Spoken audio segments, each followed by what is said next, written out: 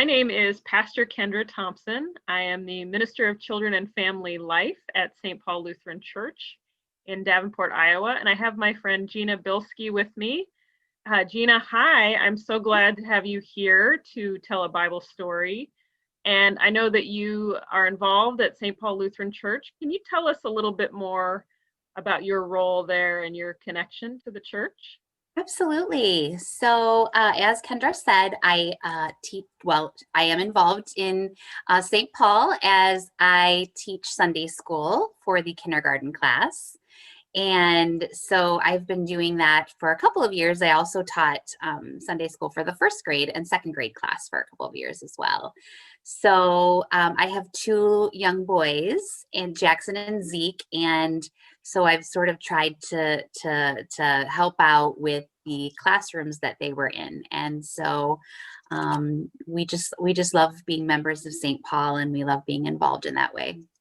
That's great. And you are going to read one of your favorite stories from the Bible, is that right? I am. I absolutely am. And I'm so excited. I want to read the Good Samaritan. And this is from our Spark Bible here, our Spark Story Bible. The Good Samaritan comes from Luke chapter 10, verses 25 through 37. And what page number can they find that on in their Spark Story Bible? Absolutely. Yep. This starts on page 360 in Great. your Spark Story Bible. Okay, here we go. A clever man who thought he knew all the rules for living God's way asked Jesus a question. He wanted to see if he could trick Jesus into giving the wrong answer. Teacher, he said, what must I do to live forever with God? Jesus asked another question. What do the commandments say? The man answered, the commandments say you should love God with everything you have, and you should love your neighbor as much as you love yourself. Jesus replied, that's the right answer. Live like this, and you'll live with God forever. So, Jesus, the man continued, who's my neighbor? Jesus answered the question with a story. A man was traveling down a scary and rocky road by himself. All of a sudden, a group of men jumped out. They stole his money and hurt him, leaving him by the side of the road. He moaned and groaned in pain. He couldn't get up. A little while later, a priest was going down the road. He saw the hurt man and passed him by on the opposite side of the road. Later, another man came along and passed on the other side of the road too. When a Samaritan came along and saw that the man was hurt, he stopped to help them. A tear ran down the Samaritan's cheek as he bent down to help the hurt man. He put bandages on the man's cuts. The Samaritan huffed and puffed as he tried to lift the man onto his donkey. He took the man to the nearest inn and put him in a room. He took care of him for the rest of that day. The next day, the Samaritan had to leave for a few days. He paid the innkeeper to take care of the hurt man. The Samaritan promised to return and pay the innkeeper any more money that was needed to care for the man. He wanted the hurt man to get better. After Jesus finished the story, he asked the clever man, which of the three men was a neighbor to the man that was hurt? The man replied, the one who stopped to help him. Jesus told him, God wants us to help everyone. People of every size, shape, and color, and from every country are important to God. Now go and be like the Samaritan and help everyone who needs help. That's wonderful. Thank you so much, Gina. And do you have a question for us to think about in connection to this story?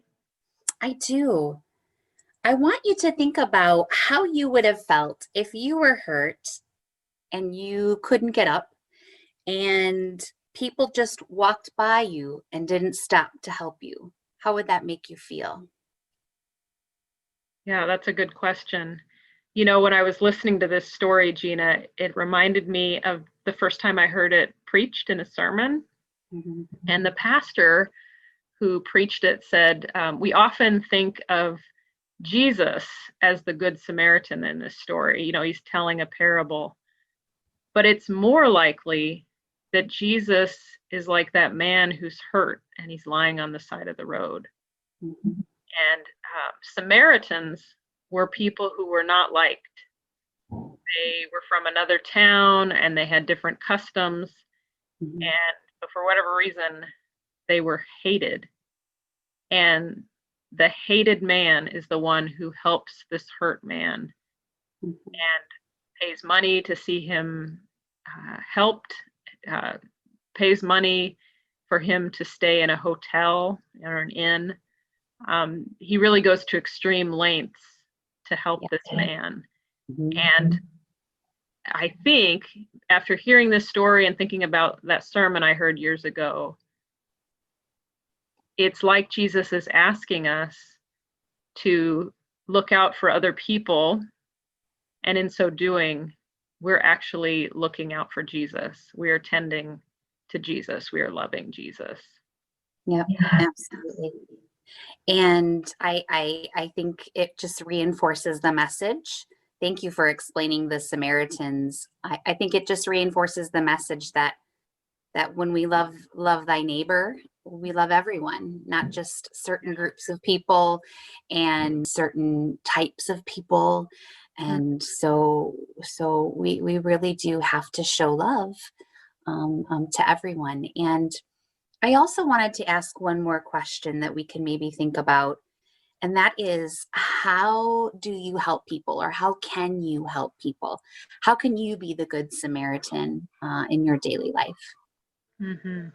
That's a great question, and one we could all think about. I know I'll be thinking about it. So thank you so much, Gina, and thank you, boys and girls, for watching, and we'll see you next time. Thank you. Bye, Kendra. Bye, boys and girls.